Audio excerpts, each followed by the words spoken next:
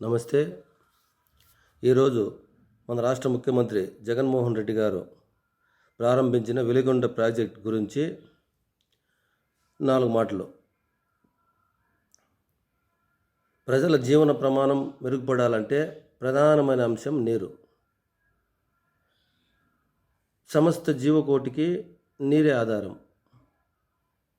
అయితే మన ఆంధ్రప్రదేశ్లో కొన్ని జిల్లాలు గుంటూరు, కృష్ణా, ఉభయ గోదావరి ఈ జిల్లాల్లో అయితే కొన్ని జీవనదులు ప్రవహిస్తూ అక్కడ రైతులకు సంవత్సరానికి 3 పంటలు 4 పంటలు పండుతూ అక్కడున్న రైతులకు కొంతవరకు జీవన ప్రమాణం బాగా మెరుగైంది. ఇదంతా మనకందరికీ తెలిసిన విషయమే. ఆ జిల్లాల్లోకి ఎప్పుడైనా మనం పోయినప్పుడు రైతులు పంటలు పండించే భూములకు ఎకరా విలువ అడిగితే కొన్ని కోట్ల రూపాయల్లో ఆ విలువ వచ్చింది. దానికి కారణం ఏమంటే అక్కడ ప్రవహిస్తున్న జీవనదులు. అదే మన కడప, ప్రకాశం, చిత్తూరు, నెల్లూరు జిల్లాల్లో అయితే భూముల రేట్లు వేలల్లో కానీ, అది కూడా ఎక్కువైతే లక్షల్లో కానీ ఉంటుంది. దానికి కారణం మన ఈ జిల్లాల్లో జీవనదులు లేదు, వర్షాధారం మీద ఆధారపడే రైతులు ఉన్నారు కాబట్టి వాళ్ళ జీవన ప్రమాణం కూడా కొంచెం తక్కువగా ఉంటుంది. దీన్ని గమనించిన అప్పటి ముఖ్యమంత్రి వైఎస్ రాజశేఖర రెడ్డి గారు 2004లో ఈ జిల్లాలకు నీటి పరిష్కారంగా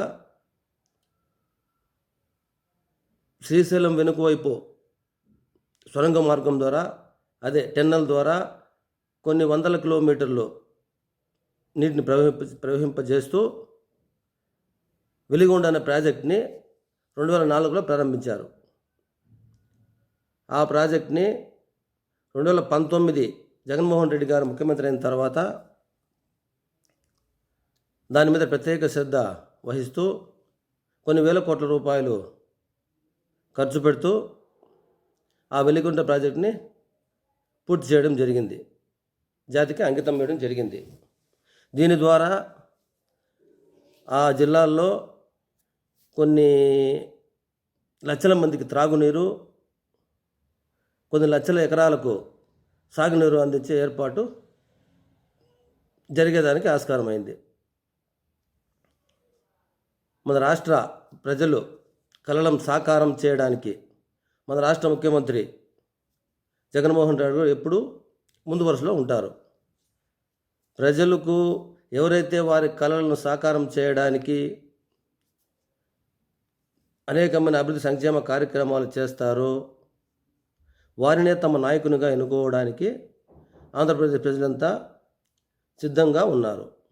ఆ సిద్ధం ద్వారా, నిర్లక్ష్య యుద్ధం ద్వారా కుప్పంతో సహా 2024లో 175కు 175 ఎమ్మెల్యే సీట్లను ఆంధ్ర రాష్ట్ర ప్రజలు ఇవ్వడానికి సిద్ధంగా ఉన్నారని తెలియజేస్తూ ఈ వెలిగొండ ప్రాజెక్టును ఈరోజు ముఖ్యమంత్రి గారు ప్రజలకు అంకితం చేయడానికి చేసినందుకు గాను మనస్ఫూర్తిగా నమస్కరించుకుంటున్నాను.